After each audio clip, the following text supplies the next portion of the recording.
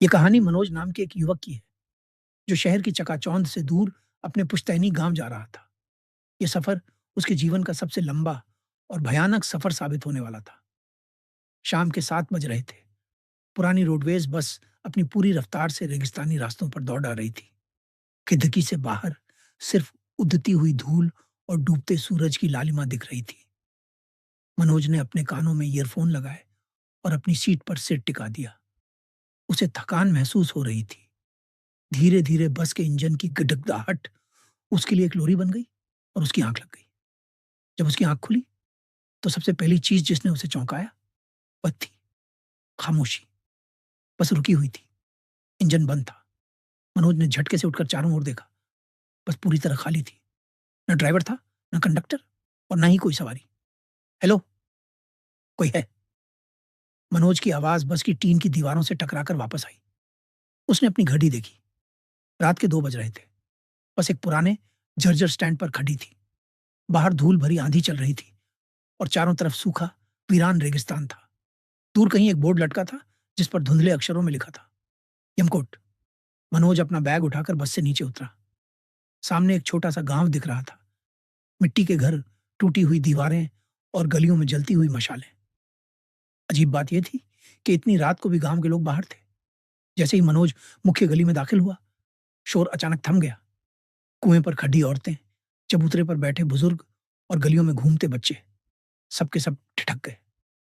मनोज, नमस्ते चाचा। ये बस यहाँ क्यों रुक गई? ड्राइवर कहाँ है? सामने बैठे एक बुजुर्ग ने कोई जवाब नहीं दिया। उसकी आंखें पूरी तरह सफेद थीं, जैसे उनमें पुतलियां भी ना हो। वो बस मनोज को घूरता रहा। मनोज, सुनिए, मैं शहर से आ रहा हूँ। क्या यहाँ कोई होटल या रुकने की जगह है? मेरा गांव यहाँ से कितनी दूर है? मनोज जिस किसी के पास भी जाता, वह शख्स पत्थर की मूरत बन जाता। कोई पलक तक नहीं झपका रहा था।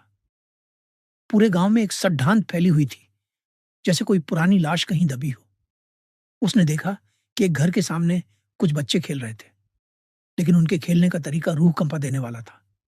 वे एक मरे हुए कौवे को पत्थर से मार रहे थे और आपस में बिना आवाज किए मुस्कुरा रहे थे। अध्याय 3। यमकोट का रहस्य। मनोज घबराकर पीछे हटने लगा।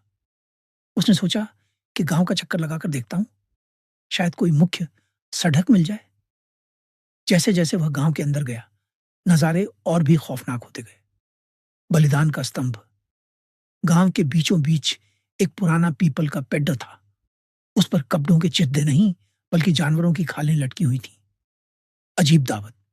एक घर की खिड़की से उसने झांका। एक परिवार जमीन पर बैठा था। उनकी थालियों में अनाज नहीं, बल्कि काली मिट्टी और कीड़े थे, जिन्हें वे बद्दे चाव से खा रहे थे। परछाइयों का खेल।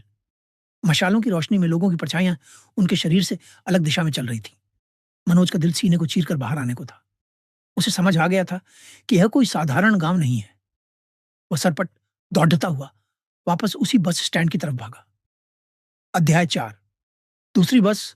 और राहत की सांस सट डट डक पर पहुंचते ही उसे दूर से एक हेडलाइट दिखाई दी। एक और बस आ रही थी। मनोज ने पागलों की तरह हाथ हिलाया। बस रुकी।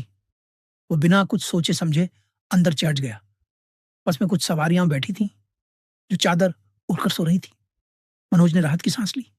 मनोज खुद से, हे भगवान, शुक्रिया, उस नरक से जान बची। पता नहीं वो कौन सा गांव था और वो लोग कौन थे। कंडक्टर उसके पास आया। उसका चेहरा मफलर से ढका हुआ था। कंडक्टर, कहाँ जाना है? मनोज, बस अगले शहर तक का टिकट दे दो भाई। मैं बस इस जगह से दूर जाना चाहता हूँ। मनोज ने टिकट लिया और अपनी सीट पर बैठ गया। डर और थकान की वजह से उसकी आंखें फिर से भारी होने लगीं। उसने सोचा, अब सब ठीक है, सुबह तक मैं शहर पहुंच जाऊंगा। और वह गहरी नींद में सो गया। अध्याय 5। अंतहीन दुःस्वप्न। अचानक मनोज को ठंड महसूस हुई। एक ऐसी ठंड जो हड्डियों तक पहुंच रही थी। उसने आंखें खोली। बाहर फिर से वही सन्नाटा था। बस रुकी हुई थी। उसने झटके से खिड़की के बाहर देखा। उसका खून जम गया।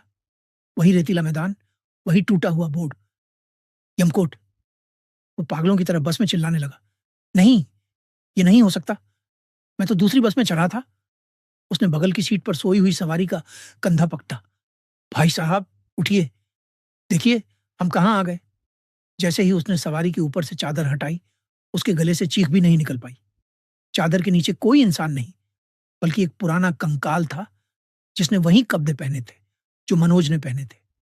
मनोज ने पीछे मुड़ कर देखा। पूरी बस खाली थी, ड्राइवर की सीट खाली थी और बस के ठीक बाहर वही पूरा गाँव खड़ा था। वे सब बस के दरवाजे की तरफ देख रहे थे और इस बार वे सब मुस्कुरा रहे थे। मनोज समझ गया था, वह कभी उस गाँव से बाहर निकला ही नहीं था।